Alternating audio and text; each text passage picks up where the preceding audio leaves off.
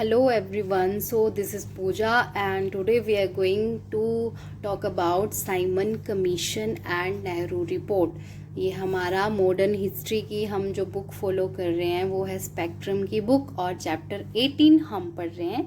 तो it's a request कि आप अपनी बुक अपने सामने रखिएगा, तभी आप चीज़ों को रिलेट कर पाओगे और समझ पाओगे जो मैं आपको स्टोरी फॉर्म में यहाँ बताऊँगी.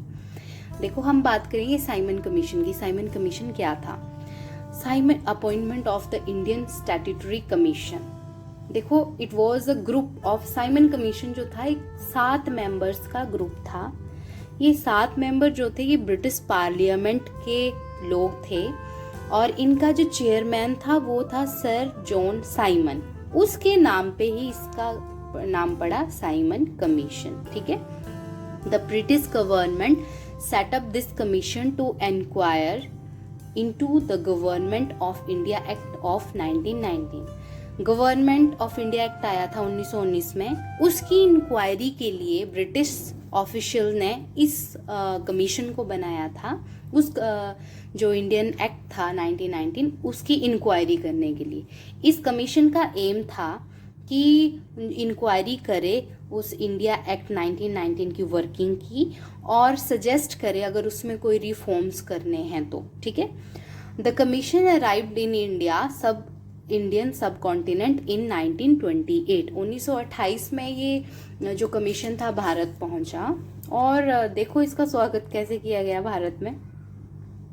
जो इंडियन रिस्पॉन्स था बहुत बुरा मिला इसको, साइमन कमीशन को.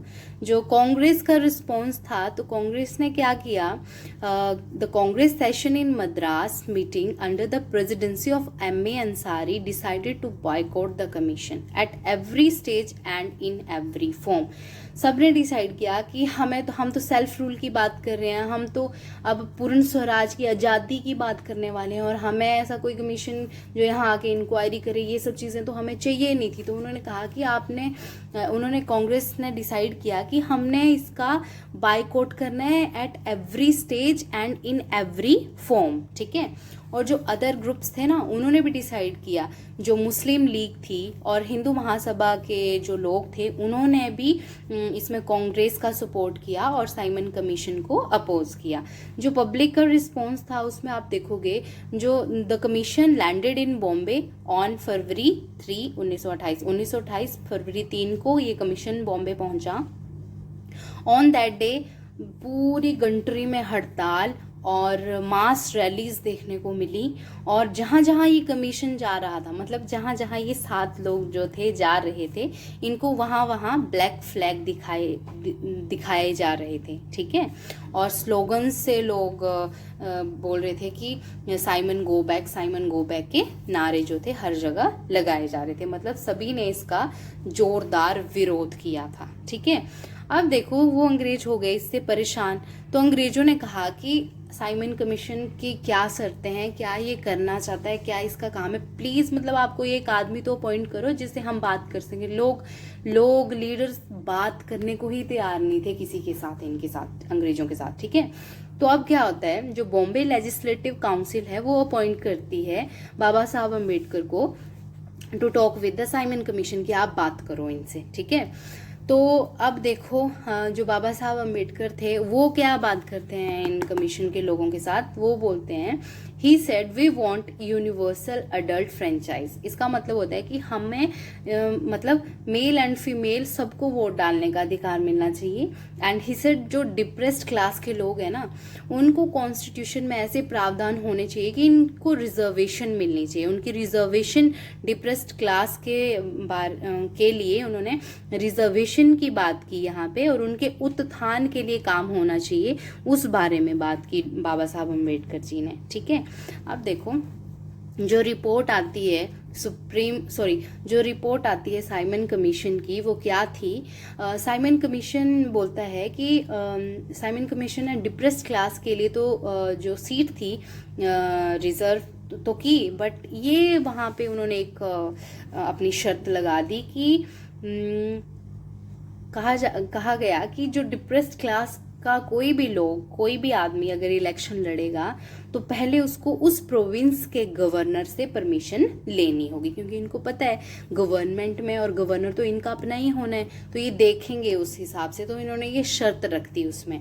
और साइमन कमीशन के ही टाइम पे लाला लाजपत राय जी जो लाहौर में थे वो इसके अगेंस्ट में प्रोसेशन कर रहे थे, तो इनके ऊपर जो लाठी चार्ज हुआ था, और लाठी चार्ज होता है और जो लाला लाजपत राय जी हैं उनकी यहाँ पे डेथ हो जाती है, उनके सिर में गहरी चोट आने के कारण उनकी डेथ हो जाती है। तो उन्होंने कहा था, ये देखो यहाँ पे लाइंस लिखी गई हैं, the blows which fell on me today are the last nails driven into the coffin of British imperialism। इसका मतलब है कि मेरे शरीर पर पड़ी एक एक चोट ब्रिटिश साम्राज्य के कफन की कील बनेगी। ठीक है, तो उन्होंने ये शब्द बोले थे उस टाइम लाला लाजपत राय जी ने। और उनके उस टाइम पे ही, इस टाइम पे जब साइमन कमीशन आया था इसके अगेंस्ट में वो काम कर रहे थे, मैंने पिछली क्लास में आपको बताया था, तो उनकी डेथ हो गई थी। अब देखो पढ़ते हैं, impact of appointment of Simon commission on national movement. क्या इम्पैक्ट था साइमन कमीशन का नेशनल मूवमेंट पे? देखो ये जो टाइम था ना, when the Simon Commission was announced, the Congress which did not have any active program in hand, Congress के पास कोई भी ऐसा एक्टिव प्लान नहीं था इस टाइम की वो देश की आज़ादी के लिए काम उस पर कर सकें या लोगों को अवेयर कर सकें। बट जब ये साइमन कमीशन आया ना, तो जो Congress got an issue on which it could once again forge mass action, जो इसके ऊपर वो मास एक्शन कर सकते, तो उनको एक कांग्रेस वालों को एक मुद्दा मिल गया था।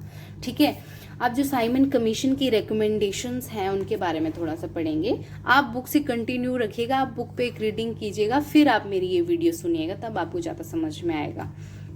This commission published 2 reports in May 1930। इस कमीशन ने 2 रिपोर्ट्स पब्लिश की। It proposed abolition of dyarchy का एबोलिशन करेगा, and the establishment of representative government in the province, but the governor discretion, जो गवर्नर की शक्तियां थी उन पावर्स को ये ज़्यादा रखेंगे, और the government of India complete control over the high court, जो गवर्नमेंट है इंडिया की उसका कंप्लीट कंट्रोल रहेगा हाई कोर्ट पे। फिर क्या फ़ायदा हुआ उसका? देखो, अगर हाई कोर्ट पे अगर गवर्नमेंट का ही पूरा कंट्रोल है तो फिर न्याय और अन्याय में क्या ही डिफरेंस रह जाएगा, है ना। यही कुछ इसकी रिकमेंडेशन थी, और ये आप ज़रूर पढ़ लीजिए कि इसमें इन्होंने कहा था कि जो सिंध वाला पार्ट है ना, जो अब पाकिस्तान में है, उसको इन्होंने कहा था कि हम सेपरेट कर देंगे बॉम्बे से, और and Burma should be separated from India. Burma जो है म्यांमार का ओल्ड नेम था, तो इन्होंने कहा कि हम बर्मा को सेपरेट करेंगे इंडिया से, because it was not a natural part of Indian सब कॉन्टिनेंट। ठीक है, ये आया था। अब जैसे ही साइमन कमीशन की रिकमेंडेशन आई, उसके बाद आती है नेहरू रिपोर्ट। नेहरू रिपोर्ट पता क्यों आई थी? नेहरू रिपोर्ट जो थी, जो लॉर्ड बिर्केनहेड था ना, उसने चैलेंज किया था कि तुम इंडियन इतने इंटेलिजेंट हो तो फिर अपना संविधान खुद ही बना लो। उसने ये चैलेंज किया था। तो नेहरू जी ने क्या किया? The Nehru report of 1928 was a memorandum all party conference in British India to appeal for a new dominion status. जो नेहरू रिपोर्ट थी, इसमें मतलब ब्रीफ में लिखा गया कि जो हमारा संविधान हो, उसका जो हमारा संविधान हो तो वो किस तरह का होना चाहिए। उन्होंने अपनी कुछ मेन रिकमेंडेशंस दी। इन्होंने देखो ये कुछ पॉइंट्स दिए हैं, आप ये पढ़ लीजिएगा, ईजी हैं, ईजिली अंडरस्टैंड समझ में आ जाएगा आपको। देखो, provincial council to have 5 year 5 साल का टेन्योर रहेगा, headed by a governor. Full protection to the cultural and religious interest of Muslim, full protection दी जाएगी। Complete dissociation of state from religion, मतलब किसी भी स्टेट को धर्म के साथ नहीं जोड़ा जाएगा। अब the Muslim and Hindu communal response क्या रहे थे जो नेहरू रिपोर्ट आई थी उस पे। ठीक है, इसमें यह भी कहा गया था नेहरू रिपोर्ट में कि it also propose the joint electorate with reservation of seats for minority in the legislature. ठीक है, ये भी कहा गया था। अब देखो, Delhi proposal of Muslim league का दिल्ली प्रपोजल आता है। इसमें देखो क्या लिखा गया था।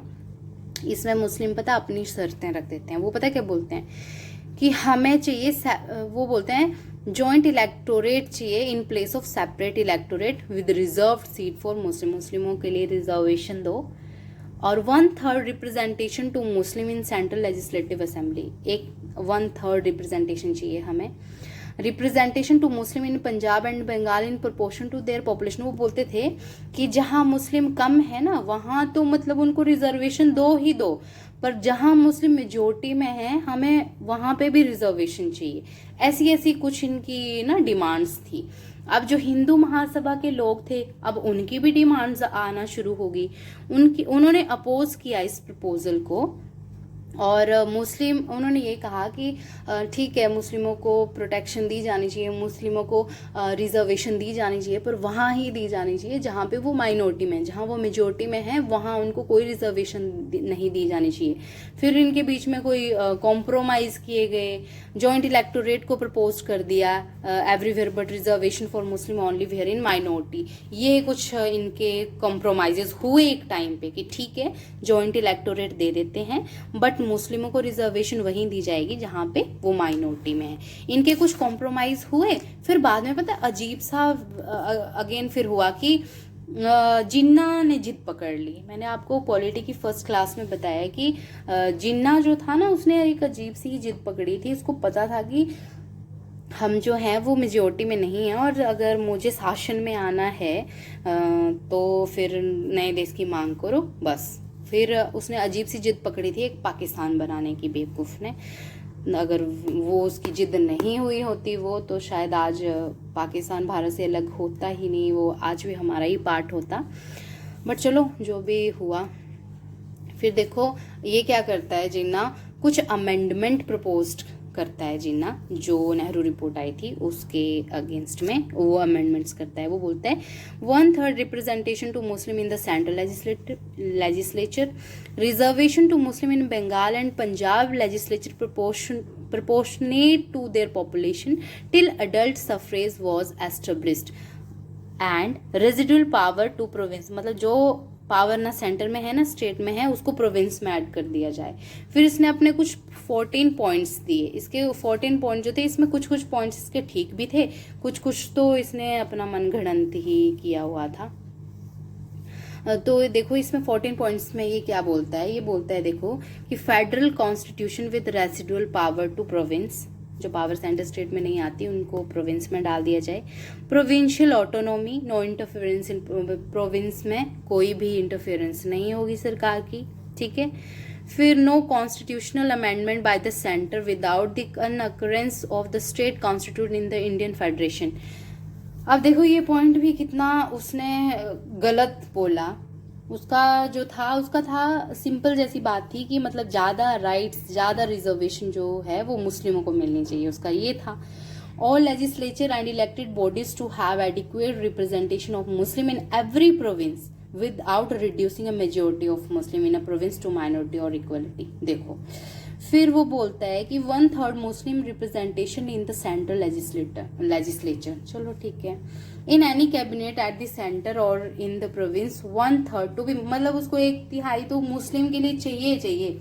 और सेपरेट इलेक्टोरेट के लिए बोला उसने। सेपरेट इलेक्टोरेट का मतलब होता है कि such kind of election only the people of particular community can participate in the election. जैसे अगर मुस्लिम है तो उसमें मुस्लिम ही पार्टिसिपेट करेंगे, वहां कोई हिंदू वोट नहीं दे सकता, ठीक है। अब देखो ये पॉइंट्स कितना चालाक था जिन्ना, क्या बोलता है, no bill or resolution in any legislature to be passed if 3/4 of a minority community consider such a bill or resolution to be against their interest. अच्छा बच्चों रुक जा तू। फिर अगेन पता क्या हुआ, जो इसने पॉइंट्स दिए थे ना वो भी एक्सेप्ट नहीं हुए, और जो नेहरू रिपोर्ट थी ना उसको भी अनसेटिस्फैक्टरी बोल दिया गया। अब सब में कन्फ्लिक्ट होना शुरू हो गए। हिंदू महासभा के लोग कुछ बोले, मुस्लिम लीग के कुछ बोले, इंडियन नेशनल कांग्रेस के कुछ बोले, सबका अपना अपना था। इसमें भी ना सेक्शंस बन के आ गई।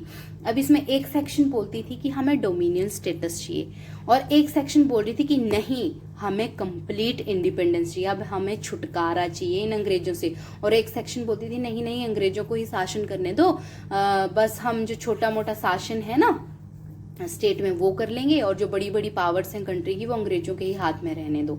अब यहाँ पे भी डिवीज़न हुआ और ना नेहरू रिपोर्ट को एक्सेप्ट किया गया, ना ये जो जिन्ना के 14 पॉइंट्स थे 9 को एक्सेप्ट किया गया। ठीक है, so this is how we have completed this chapter.